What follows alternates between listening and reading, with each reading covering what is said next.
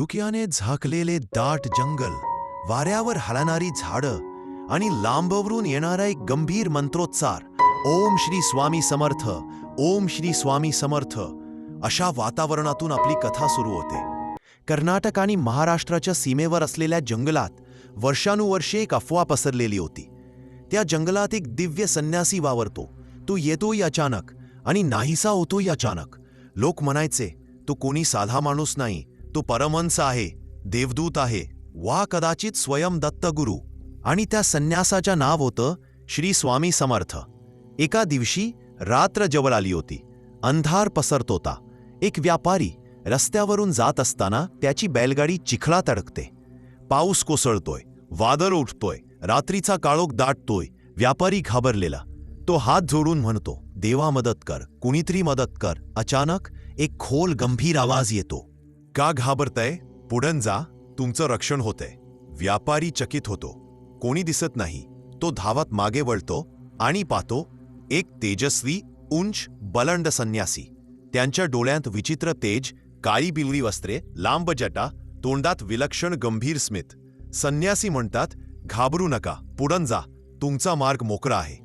व्यापारी परत मागे वळतो, पर अरे, जिथे चिखल होता तिथून गाडी सहज बाहेर सरकली आहे. तो संन्याशाला वाकून नमस्कार करतो. महाराज, आपण कोण? संन्यासी फक्त हसतात आणि म्हणतात, आम्ही अकस्मात स्वामी, अक्कलकोट स्वामी. तेवढ्यात एक वीज चमकते आणि संन्यासी गायब. व्यापारीच्या शरीरात शहारे उठतात. तो त्या दिवसापासून प्रत्येक गावात सांगत फिरतो, त्या रात्री मला देव भेटला, अक्कलकोटचे श्री स्वामी समर्थ भेटले. ही बातमी गावोगावी पसरते. लोक चर्चा करतात, हे कोण स्वामी, कुठून आले, त्यांच्या डोळ्यांत असे काय तेज आहे. काही दिवसांनी तोच संन्यासी अक्कलकोटच्या बाजारात दिसतो. ते चालत नाहीत, जणू तरंगत चालतायत. त्यांच्या सभोवती मुलं धावतायत, लोक नमस्कार करतायत. स्वामीमध्ये एकच गोष्ट विलक्षण, त्यांच्या येणे अनाहूत आणि जाणे अनियोजित. ते कुठेही दिसायचे, कधी झाडाखाली, कधी शिवारात, कधी एखाद्याच्या घराच्या अंगणात. त्यांच्या वागणे विचित्र पण दिव्य. कधी राग, कधी हसू, कधी शांतता, कधी उपदेश. लोकांच्या मनात एकच भावना, हा मनुष्य नाही, हा अवतारी आहे. अक्कलकोटच्या जवळच्या गावात एक साधा शेतकरी जगन्नाथ. त्याच्या घरी संकट, शेती चालत नाही, गाय मरते, मुलगा आजारी. स्वामीकडे येतो, डोळ्यात पाणी, हात जोडून, स्वामी मला वाचवा. स्वामी शांत बसलेले, धुळीत बोटांनी काहीतरी लिहित. जगन्नाथची व्यथा ऐकल्यावर ते त्याच्याकडे पाहतात आणि म्हणतात, अरे, आमच्याकडे येऊन रडतोस? कर्म केलेस त्याच्या फळ मिळेल, पण घाबरू नकोस, तुझा रक्षण होईल. स्वामींचा आवाज शांत पण आदेश सारखा. ते जगन्नाथाला सांगतात, घरी जा, तुझा संकट संपला. जगन्नाथ घरी जातो आणि पाहतो त्याचा मुलगा, ज्याला डॉक्टर्सनी आशा सोडली होती, तो उठून बसलेला आणि घरात नवसंजीवनी. जगन्नाथ रडत म्हणतो, हे परमेश्वरा, मी प्रत्यक्ष देव पाहिला. स्वामींच्या कृती लोकांना समजायच्या नाहीत.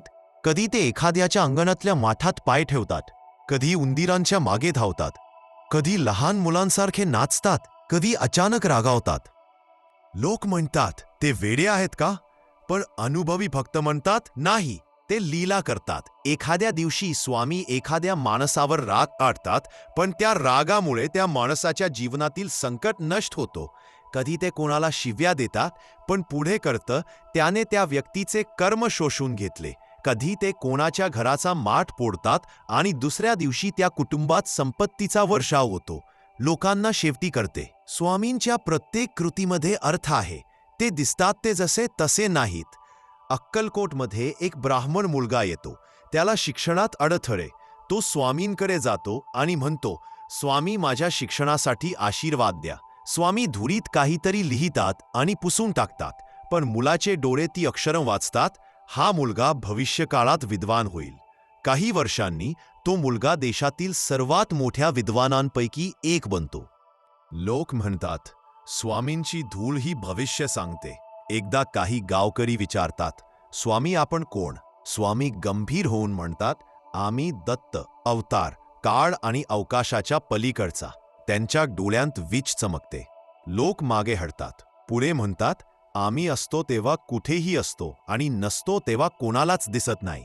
आम्ही देह नाही, आम्ही चैतन्य आहोत. इतकं बोलून स्वामी ध्यानात बसतात. तासभर वाऱ्याची एक झुळूकही नाही. नंतर स्वामी हळूच डोळे उघडतात आणि फक्त म्हणतात, दत्त दत्त.